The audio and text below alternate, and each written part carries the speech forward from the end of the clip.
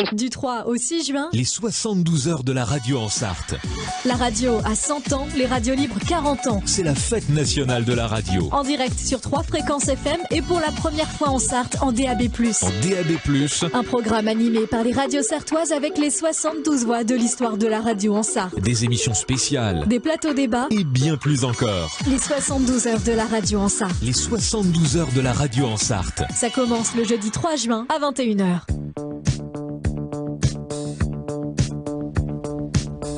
Toujours tous ensemble pour cette grande fête de la radio. Je suis en compagnie de Pascal Mariette qui a été dans moult radio bien sûr, mais notamment président de Radio Alpes-Mancel si je me trompe pas. Vous vous trompez pas. Super, avec bien sûr Eric toujours là, Eric Lucas. Eric Lucas, oui, et l'un, le lutin Jean-Luc Lambert à la technique qui nous met régulièrement cette musique qui était le générique d'antenne de Radio Alpes-Mancel en 1983. Oui, tout à fait. Et on a un point commun puisque on a présidé tous les deux. Tout à fait, je t'ai succédé. Et ben voilà, et ça me fait vraiment plaisir que tu sois avec nous ici, Pascal, justement, pour évoquer cette période. Alors, toi, t'es tombé dans la radio. Alors comment quand eh bien c'est un peu bizarre. C'est ce matin en venant, je dis mais au fait, j'ai pas commencé à Radio Alpes-Mancel. J'ai fait mes études, j'ai fait ma première et ma terminale à Laval parce que c'était une section bâtiment génie civil F4 et j'étais en terminale quand a été créée la première radio, une des 3 premières radios de Radio France qui ont été créées donc en milieu, on va pas dire rural, mais à l'extérieur de Paris. Et donc c'était Radio Mayenne. Avec Hamelin. Avec Hamelin. Et donc l'après-midi, le mercredi après-midi, on était plusieurs à aller faire de la radio entre 4 et 5 heures de souvenirs où on proposait, c'était pas des grandes émissions qu'on préparait, mais on proposait les musiques du moment et on venait dire nos goûts et nos préférences. Mais c'est là que j'ai commencé à faire de la radio et c'était en 80 je crois de souvenir. Et puis la Sarthe donc. Et puis je suis muté à Fresnay-sur-Sarthe et dès que j'arrive à Fresnay, c'est ce que je racontais sur une autre radio. Enfin non, sur Radio Alpes-Mancel il n'y a pas si longtemps. Il n'y a pas longtemps. Et ça passe encore. Sur l'antenne. J'ai retrouvé à Fresnay des gens qui m'avaient eu comme pion. Enfin bref, c'est une longue histoire et qui me disent tiens viens faire de la radio. Et une semaine après être arrivé, je me suis retrouvé dans la cave de Radio Alpes-Mancel que j'ai découvert, qui était juste derrière chez moi d'ailleurs, à quelques mètres de mon petit studio.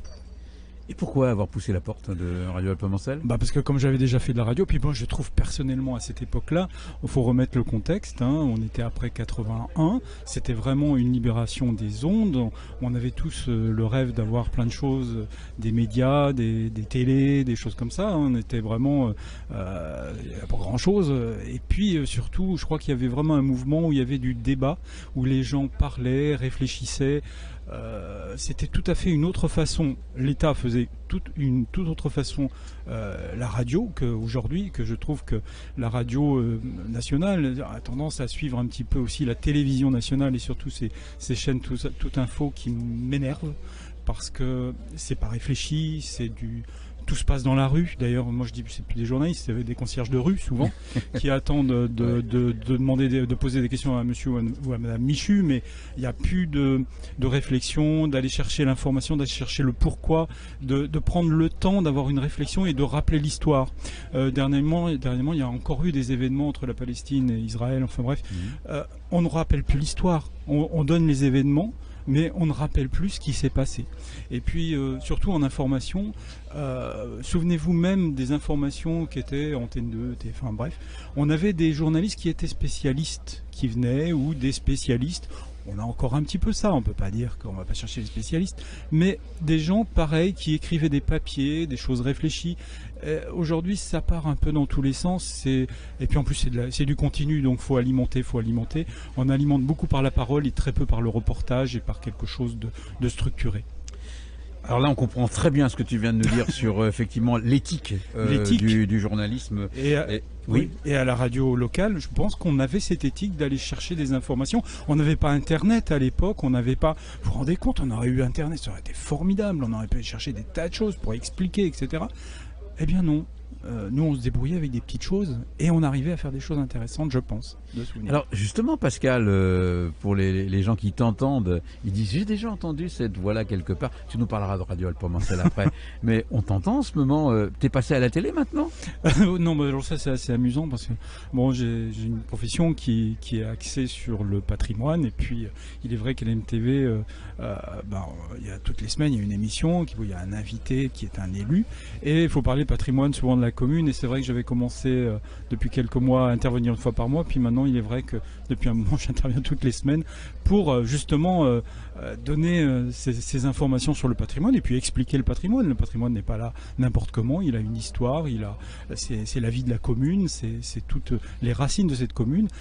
C'est vrai que malheureusement je pleure souvent parce qu'il y a beaucoup de communes qui risquent de devenir dans quelques années qu'un hyper lotissement décentralisé de la ville principale. Il restera peut-être encore l'église si la commune a encore des sous pour la maintenir debout. Mais je trouve toujours intéressant ce patrimoine commun et surtout on a la chance d'être un pays où il y a des régionalismes, des architectures régionales. Imaginez cette multitude dans la Sarthe, on a quasiment 4 architectures différentes entre la vallée du Loir, le Perche, les Alpes-Mancelles, enfin les parties et puis la partie le Bellinois, etc. C'est vraiment d'une richesse incroyable, de couleurs incroyables. Et je crois que ça, il faut justement, quand on fait une émission comme ça, c'est sensibiliser les gens, c'est leur dire oui, il existe des choses, ce n'est pas que des choses futiles ou des émissions futiles où on pense qu'à se foutre, ça peut être rigolo, hein, mais à se foutre de la gueule des autres ou d'être vraiment sur des trucs très un peu bas et sans intérêt. Alors Pascal Mariette est avec nous sur cette radio des 72 heures de la radio, fête de la radio. Est-ce que à cette époque, dans les années 80 et après 90, quand tu étais sur Radio Alpemancel, tu actionnais déjà cette passion du patrimoine en format radiophonique, ou est-ce qu'il y avait d'autres passions que tu avais mis en action? Ah oui, alors le patrimoine, j'en parlais parce qu'on avait fait une émission d'histoire, mais ça c'est un petit peu plus tard.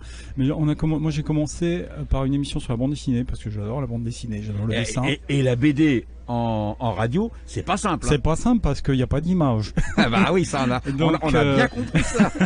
Donc il fallait aller chercher, donner les images, essayer de les expliquer, essayer de montrer la forme du trait, puis surtout l'histoire, parler du scénario. La bande dessinée, c'est aussi un scénario. Et puis aller chercher les auteurs qui expliquent encore mieux leur bande dessinée, savoir ce qu'ils veulent exprimer, ce qu'ils veulent savoir. Et c'était vraiment le développement de la bande dessinée, parce que on était à la sortie de ces 3 grandes bandes dessinées qui étaient vendues, c'était Tintin, Astérix, etc. Et après, est arrivé plein de gens dans ces années-là. Aujourd'hui, il y a une multitude d'auteurs, et ça sera encore mieux aujourd'hui. Est-ce que c'est pas une époque où apparaissait aussi une bande dessinée destinée à un public adulte? Tout à fait. Il y avait Manara, etc. C'était vraiment des choses extraordinaires. Et puis il y a eu Pilote aussi qui a beaucoup aidé dans les années 60-70. Pilote, ça a été vraiment une rampe de lancement de tous ces gens-là. Oui, c'était formidable. Rouge, Tanguy la Verdure, et plein d'autres. Et puis après, c'était le jazz, parce que moi, c'est une passion musicale. Donc on a fait ça, c'est plus radiophonique quand même. C'est plus radiophonique, puis c'est plus facile. C'est plus facile. Mais avec quel type de jazz? Alors, c'est tous les jazz, même le free jazz, un petit peu à petite dose. On essayait de faire connaître. Puis en plus, ici, on avait le début d'un festival, hein, juste à côté, l'Europa Jazz Festival. Donc, il y avait de la source. Et puis aussi, on a fait une émission sur les droits de l'homme. Alors là, c'est du travail, parce qu'il faut aller chercher les infos, il faut aller chercher une association. Et en plus, on faisait une émission d'1 heure. Donc, effectivement, on met un peu de musique, mais il faut pouvoir alimenter. Comment on se préparait une émission à cette époque-là? On travaille, on est bénévole, les sujets sont compliqués. Ouais. Alors ça se passe comment? Beaucoup de papier. Par exemple, une émission sur les droits de l'homme, c'est essayer de prendre l'actualité dans la semaine, noter les articles de presse. On découpait des fois les journaux, hop, on mettait ça sur une feuille, on disait on peut parler de ça, etc.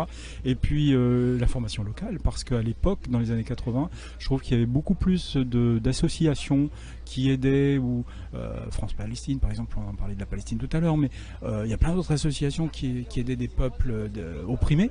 Aujourd'hui, on le ressent moins dans le local. Il y avait les Sahraouis ici, c'était quelque chose d'important. Et d'ailleurs, Régine Villemont. Régine Villemont, tout à fait. Je suis allé avec elle d'ailleurs dans les camps Sahraouis, dans 89 de souvenirs. On avait fait des émissions, on avait fait du son.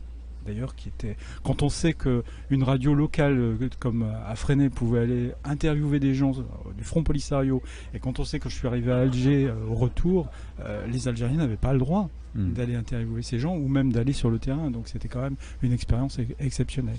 Et puis après, il y a eu des émissions effectivement sur le patrimoine, sur la lecture aussi, des tas de choses. Alors à un moment, il y a un gars qui s'appelle Eric Lucas qui quitte la présidence de la radio. Madame, oui. Voilà, et donc il y a quelqu'un qui s'appelle Pascal Mariette qui prend la présidence. On a entendu l'autre jour tout un montage humoristique réalisé par Éric Rondeau. Éric Rondeau. Donc à l'époque, je pense qu'on va le faire écouter dans un sketch comme ça, comme un sketch dans une de nos matinales sur ces 72 heures, parce que tellement on était pliés de rire. C'est autre chose. Ah oui. Diriger. Alors là c'est autre chose parce que c'est vrai que oui, je me souviens de matins de bonne heure où il fallait aller à la radio parce qu'il y avait des problèmes techniques ou des problèmes de personnel. Il y avait après, oui, c'est une gestion du personnel du quotidien. Et puis heureusement que j'étais épaulé parce que je vois pas trop comment. Heureusement que il y avait toute une équipe derrière. Mais c'est vrai que c'est très très dur parce que là, j'avais un travail dans la journée et puis quand j'arrêtais vers 17h, 17h30, eh ben, je reprenais un deuxième souvent. Mais super intéressant parce que je me souviens, Jean-Luc qui fait la technique aujourd'hui était là et déjà là, oui, je crois, oui, tout à fait. Oui. Et et donc on faisait quand même un journal du soir de 2 heures quasiment avec beaucoup d'invités, qu'ils soient téléphoniques ou sur plateau.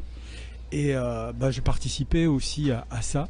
Et ça, c'était génial aussi. C'était le petit plaisir, mais c'était aussi du temps. Et c'est là, le soir, on se retrouve à dîner le soir vers 10h le soir et on repart le lendemain. C'est une histoire de dynamique de bande de copains, de gens qui s'entendent Oui. au feeling. Oui, moi, heureusement, autrement, je ne serais pas resté. C'était du bénévolat. Hein, donc... heureusement, il y avait quelque chose. Puis je sais pas. Je pense que les gens du Mans ont peut-être du mal à s'imaginer, mais quand on est dans une commune rurale où on n'a pas forcément la population avec nous, parce que au début que je suis arrivé à la radio Alpemancel, c'était quand même une radio de gauchistes là qui s'installait. Qu'est-ce que c'est que ces gens-là? C'est quand même un milieu, je vais pas dire fermé, si on peut dire un peu fermé dans certains cas, et pour certaines personnes, on va pas faire une généralité, mais quand même c'était la radio qui dérangeait. On avait peur de ces gens-là. Hein. Je sais pas si Eric. Oui. C'était quand même. Oui, j'étais un petit peu visé en pointe là-dessus. Oui. Et donc, faut s'imaginer ça au Mans. Bon, c'est parmi énormément de gens, 150 000 personnes. C'est tout à fait différent. Et puis, c'était pas aussi le même contexte politique. Ici, par exemple, une ville comme au Mans, il y avait déjà Robert Jarry qui avait été élu.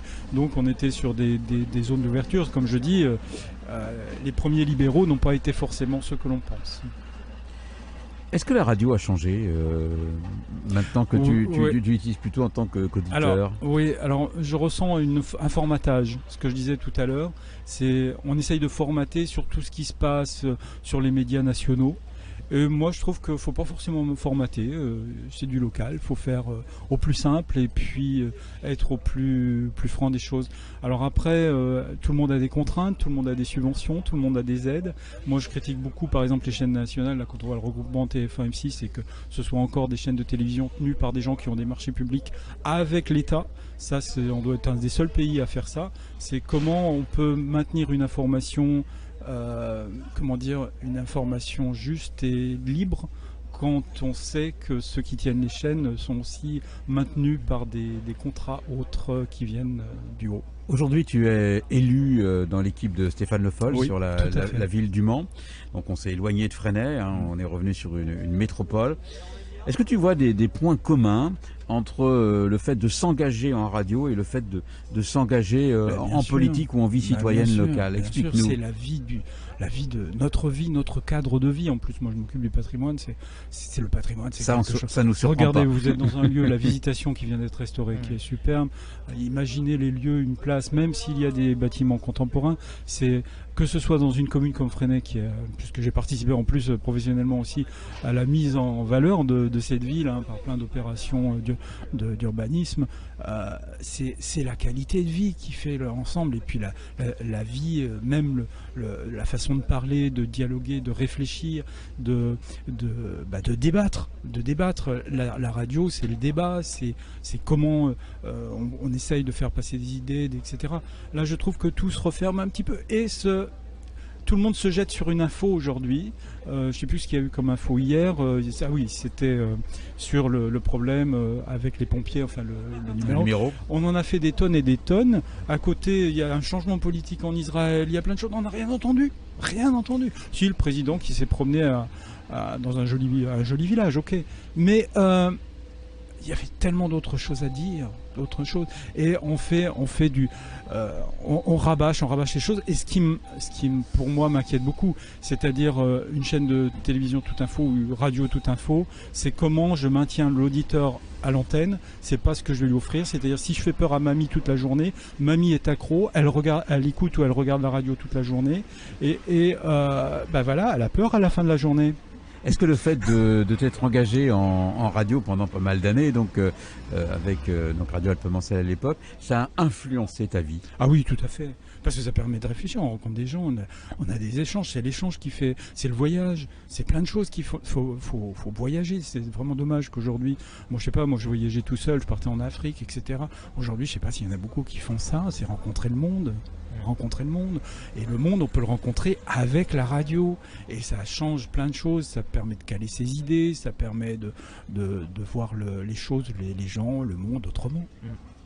Eh bien Pascal, merci d'avoir répondu à nos questions. C'est toujours pareil, on pourrait en parler longuement, surtout qu'on partage un peu cette histoire.